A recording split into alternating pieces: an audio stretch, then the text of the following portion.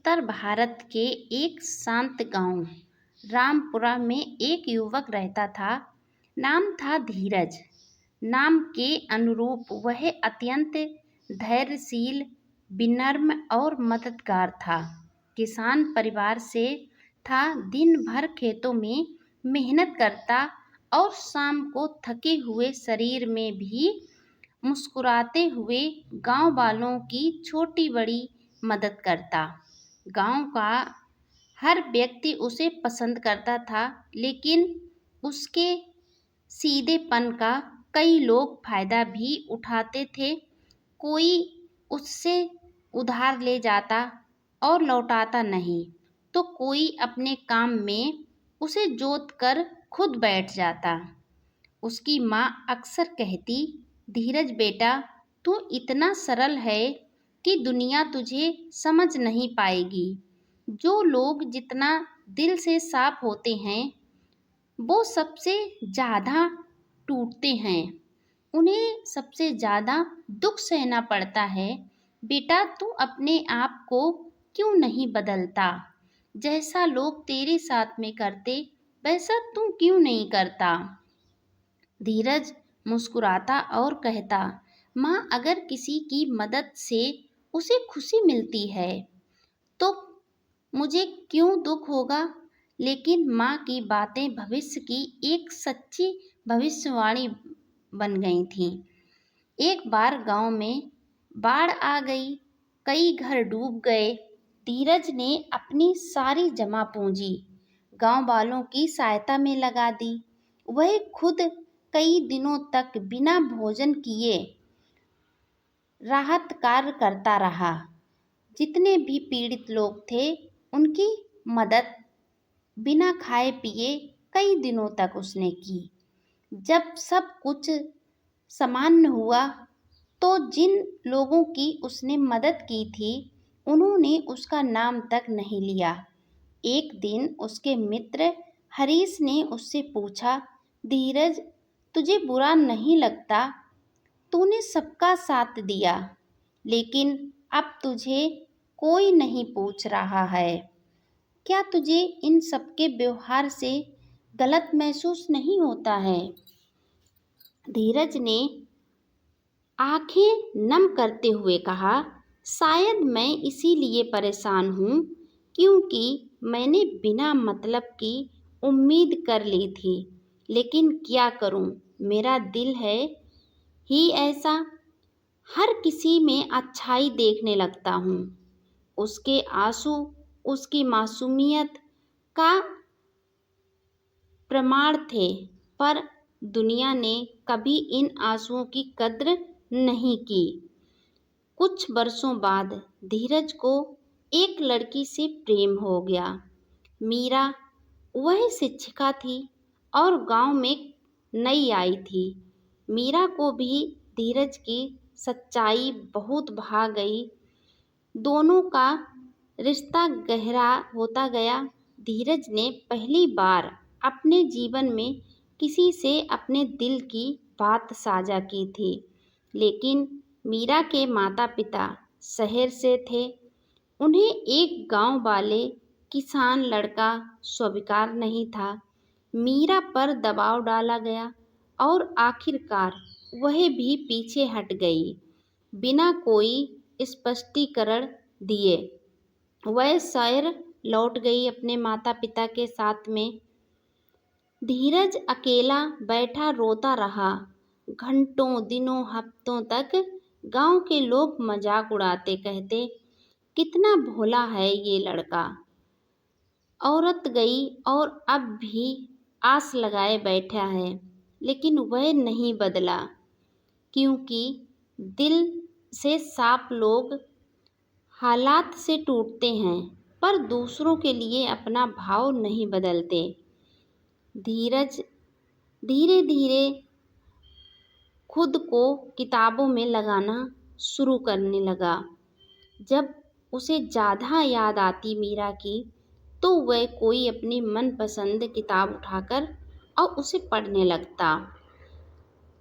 कुछ खेती के बारे में, नए किस्म के बीजों के बारे में, जानकारी ढूंढने लगता।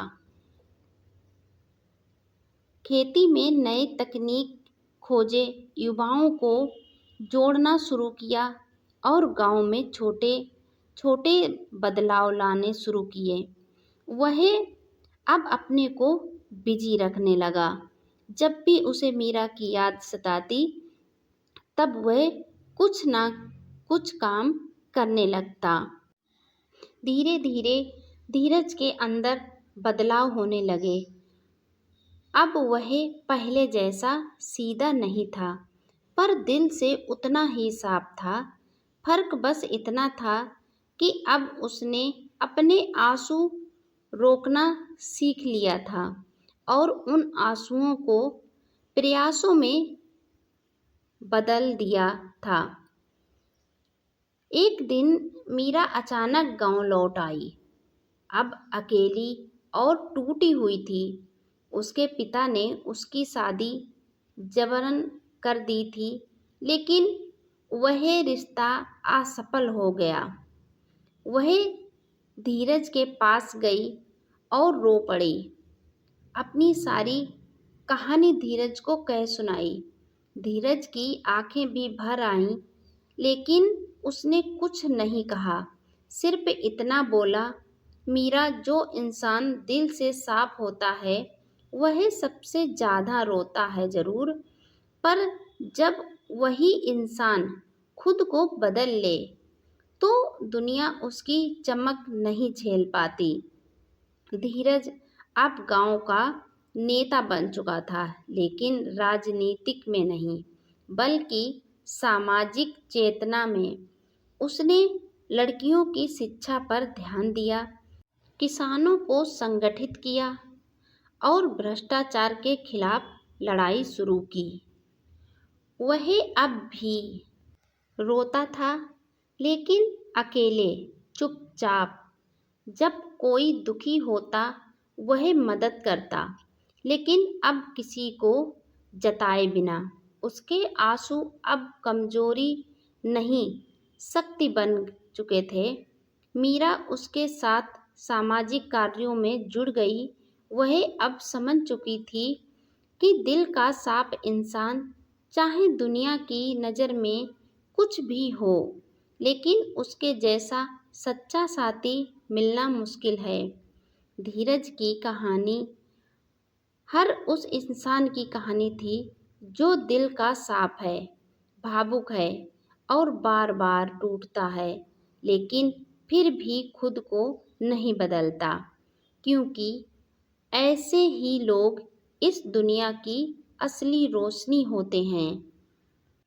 उधर धीरज की माँ कुछ दिनों के बाद गुजर जाती हैं और धीरज अकेला रह जाता है। तभी गांव के कुछ बूढ़े बुजुर्ग लोग धीरज को समझाते हैं कि बेटा, जीवन में ऊंच नीच, छोटी बड़ी कहानियाँ होती रहती हैं, घटनाएं घटती रहती हैं, हमें उन्हें पकड़कर नहीं बैठना चाहिए। मीरा अब तुम्हारे पास लौट आई है। अब वो नहीं जाना चाहती है और तुम उसे अब जान परख भी चुके हो कि मीरा सुख या दुख कुछ भी हो तुम्हारे साथ में ही रहना चाहती है, तो तुम उससे शादी क्यों नहीं कर लेते? तुम्हारे अकेले का सहारा वह बन जाएगी। कहते हैं कि जीवन की गाड़ी अकेले नहीं चलती, एक से भले दो लोग होते हैं। और धीरज अपने उस बूढ़े बुजुर्ग की बात समझता है और उनका सम्मान रखते हुए मीरा से शादी कर लेता है।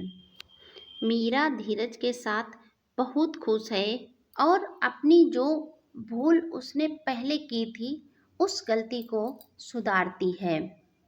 अब धीरज मीरा दोनों साथ में अच्छे से रहने लगते हैं, लड़कियों की शिक्षा पर ध्यान देते हैं।